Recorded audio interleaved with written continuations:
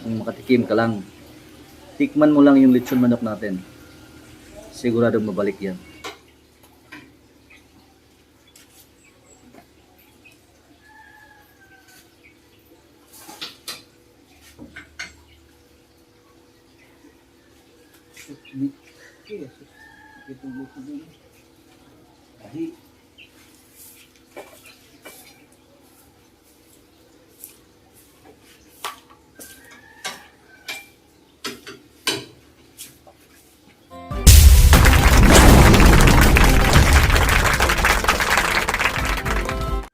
Hello guys, good morning po ngayon dito sa Pinas. Kumusta po kayo mga kapatid, lalong-lalo na sa ating mga mahal na OFW. Sana po ay nasa mabuting kalagayan po kayo ngayon. Nandito po tayo ngayon sa ating kusina. Mayroon tayong order. Ngayon po ay Saturday, March 5. Kahapon meron tayong 13 pieces na order. Pinapadala natin ng Manila. Kaya medyo busy kahapon. Shout out kay ate ko, Cherry Alpiscar. Sorry po, di pa natin napadala yung ating solusyon kasi medyo busy kahapon, but today I will promise to do it na kasi medyo maluwag na ngayon. At saka bagong lahat, i-shout out natin yung mga naging bisita natin for the past week. So ngayong bago lang, mayroon tayong from Dumaguete, si Ma'am Leia, then from Iligan City, soon meron na tayong i-open dyan na masarap na lechonan through our partner na si Ma'am Lobilin dyan sa Iligan City. Mr. and Mrs. Lobilin, na-order si Ma'am Lobilin ng 2 case injectable solution. So malapit nyo nang matikman yung natin, lechon manok dyan sa Iligan City. Ayun, mayroong taga Camotes. Medyo marami-rami po yung mga bumisita sa atin this week. Update din kay Don Franco. Mag-open po siya guys ng bagong outlet na naman. Pangalawang outlet na yan ni Don Franco. Iwan ko kung bakit siyang ganadong-ganado. Siguro may dahilan. May magandang dahilan kung bakit ang bilis niya nakapag-open ng pangalawang outlet. Kasi last October lang yata siya. September ba yung first outlet niya. And so far, maganda yung takbo. Sabi niya, okay kayo sir, maganda daw. Siguro yun ang dahilan na mayroon naman siyang dagdag na bagong outlet. Last week, pumunta tayo doon nung sinimulan pa lang kasi tayo rin din yung pinapagawa niya. So meron naman tayong ready na mga tauhan ang gumagawa. Then ngayon, pinuntahan natin ulit. Yan, makita niyo dyan sa photos. Tapos na. So napaganda ng outlet. So far naman ang ganda ng pwesto. So hinihintay natin yung kailan niya i-open.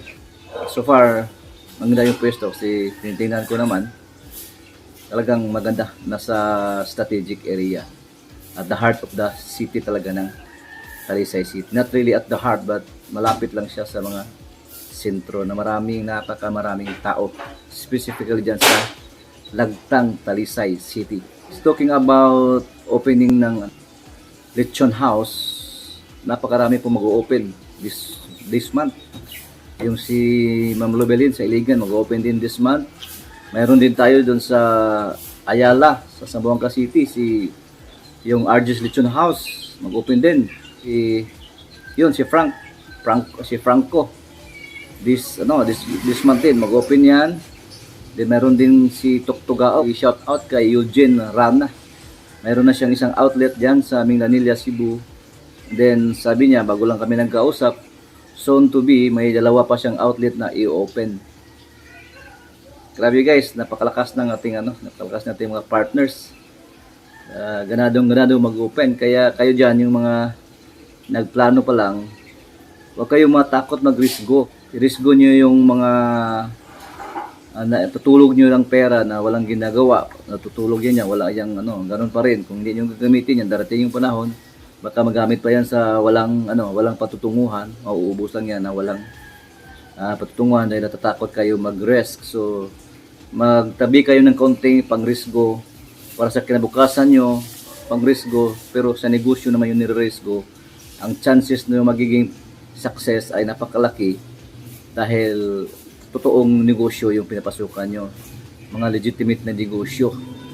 Kaya alisin niyo yung takot Kasi yung takot naman talaga, simulan pa lang na talagang takot na kayo, darating tayo sa panahon, darating yung panahon na dahil sa takot natin, walang nangyayari sa buhay natin. Napakaraming risk, pero sa risk go ng negosyo, kung alam nyo yung pinapasok ng negosyo, wala kayong dapat katatakutan.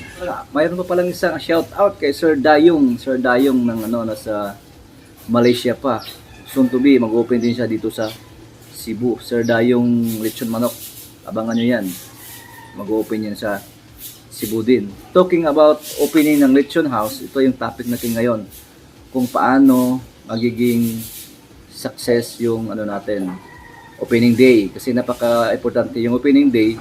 Kailangan yung lahat planado. So, sa mga wala pang idea na mag-open ng isang outlet, kumbaga kung zero knowledge ka talaga, di mo alam kung anong gagawin, lalo na kung wala talagang experience na nandyan ngayon sa inyo.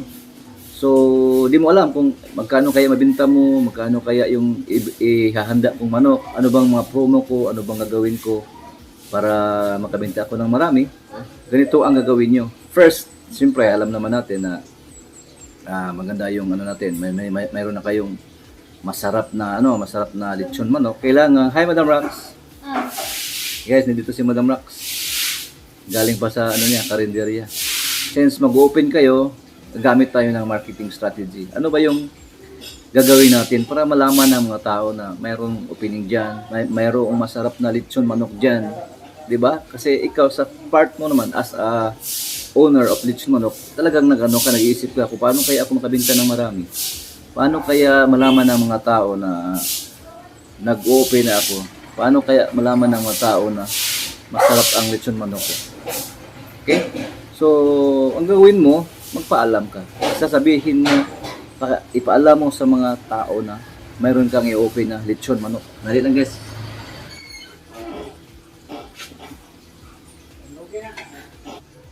Ayan, so gusto natin na malaman ng mga tao na mag-open tayo sa ating lechon manok business. So as an owner, you must be proud of your product. Huwag niyong ikahihiya. Dapat ipaalam niyo sa lahat ng mga taong nandyan sa area na yan. Matikman nila ang ating lechon manok sa lahat ng mga nakatira dyan. So paano natin gagawin? So a week before or a month or ilang weeks before sa opening mo, di ba? Nagtatrabaho kayo doon sa area. So gagawin nyo, maggagawa na kayo ng tarpaulin na lalagyan nyo ng soon to open. Delicious lechon manok. Ayun, soon to open lang. Tapos at least yung mga taong dumadaan dyan ay mapansin nila na mayroon palang i-open dito na lechon manok. Siguro ano kaya yan? Masarap ba yan? Ano kaya pang... So ganoon, paalam nyo na at least ilang weeks before, nagtatrabaho pa lang kayo, nilalagyan nyo na, nag-promote na kayo. That is a part of marketing strategy. So yan, nalaman na ng mga tao na mayroon palang i-open dyan. So karamihan dyan nag-aabang na rin kasi lalong-lalo na kung yung mga lechonan na nandyan ngayon ay medyo malayo. So preferably kung talaga sila bibili sa malapit now, kung 'di ba? So kung lalo na kung masarap yung lechon manok mo, pag open yan, talagang siguradong sabit na yan. Hindi na yan babalik sa iba. Dito na yan kukuha sa inyo. So yan, importante na lagyan nyo na ng mga signage. Now, on the day, sa opening, ano bang gagawin mo on the day ng opening? Yun nga, gusto mo lahat makatikim. So ano gagawin mo? Gawa ka ng promo. For example, ano bang nasa isip mo? Simple lang. Discount. So how much is the discount you're going to give to the customers para lang sila makabili, makatikim sa lechon manok mo? Remember, first day lang kayo magbigay. Kahit second day, pwede ko rin ma-extend. You have to give para pang common sa mga customer para makatikim sila. So, yung first day mo is, hindi naman yan palugi dahil bibigay ka namang malaking discount. Like for example, yung plano mong presyo is 250. So, bigay mo yung 30 pesos as discount. So, kahit lagay mo na doon, less 30 pesos for each lechon manok na mabili nyo. Or, since that's 30 pesos per chicken, for every 2 purchased na lechon manok, free 1.5 soft drinks. Any soft drinks, Coke, Sprite, Royal, Pepsi, any 1.5, mga cost niyan is nasa 60 pesos. So, 30 pa rin per piece. So, purpose niyan is just to let your customers buy. Kasi limbawa, sa kapitbahay mo, sa katabi mo, ay presyo doon ay nasa katulad mo, 250 rin. So, siyempre sa inyo, 250 din, pero merong promo, merong plus plus. So, as a parang since bumili din sila ng pang-ulam, itry nila, tikman nila kung ano ba itong bagong lechon manok, masarap ba ito. So, nang matikman nila, yun, kuhang-kuha dahil alam mo naman masarap yung lechon manok mo. So, babalik na yan. Yan ang sinasabi ko. Kailangan sa opening mo, magkaroon ka ng promo. Lalo na kung bago ka pa lang, first outlet mo pa lang, gagawa kayo ng promo. Just to let the customers be tempted to buy. Kasi nga gusto nila matikman. Pero para matikman din nila, at least on that day, on your opening day, meron kayong patiki, meron kayong promo na to let them buy your since meron kayong pamigay na promo. Diba? So yun ang doon, yun ang purpose doon. Kailangan talagang matikman ng mga tao. Kasi sigurado ka naman lahat ng mga kapitbahay mo diyan na lechon manok ay natikman mo na din. Masarap yung lechon manok mo. So pag open mo, sino namang bibili kung wala kang promo? Hindi pare-pareho lang kayo ng presyo. So might as well yung iba, dito lang muna ako kasi dito lang ko nasanay Kung meron kang promo, so magbago yung isip niya. Try ko nga ito kung masarap ba. Yun, kailangan sabihin mo lang bawal tumikim sa lechon manok ko kasi pag tumikim kayo, sigurado dali kayo. Yan dapat ang thinking niyo guys. Yun dapat ang thinking niyo sa produkto niyo. Dapat pag malaki niyo kasi sa inyo yan Sino namang may-ari niyan, kayo lang. Kailangan maging proud tayo sa produkto natin. Alam naman natin na masarap. Bakit naman ikakahiya natin? Negosyo mo ito So, you have to be proud to your own product. So, yun ang ating isa sa marketing strategy. Pag may bumiling isa, less 30 pesos or less, or bigyan nyo ng soft drinks na worth hindi lalabas ng 30 pesos. Ganun din. Kahit ano. Or minsan yung iba, lalo na sa probinsya, nagpaparadyo yan sila. A month before sa opening, nagpaparadyo yan sila. Lalo na sa mga area na municipalities lang. Ang covered niyan, ang malakas kasi dyan sa probinsya is radyo Pwede kayo magparadyo. Para a week before, 2 weeks before, malaman nila mayroon pa lang i-open dyan. Or yung iba, gumagamit sila sa probinsya, trompa. Papaikot sila ng tricycle na may dala-dalang trompa na mayroong opening na ganyan, mayroong promo. So, pupunta sila dyan. Now, ilan naman ang ihahanda ng manok? Yan ang karamihan problema sa mga mag-o-open ng mga lechonan.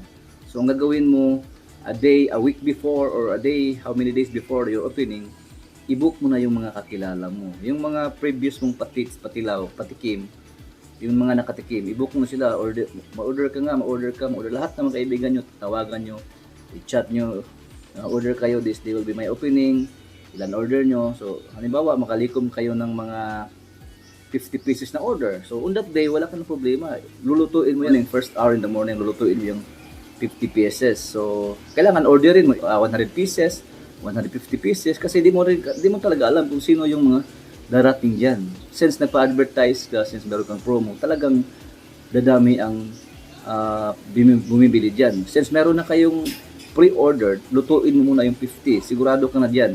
And then pag minsan-minsan may bumili, tapos yung nag-order sa'yo ay wala pa naman, dapat opening kayo 8, 9, nandiyan na kayo. Yung mga order sa inyo ay baka kukunin sa hapon or sa tanghali or sa gabi. So, ready na yung in-order nyo, yun ang lulutuin nyo, and then insert nyo lang. Halimbawa, pag may bumibili, may bago.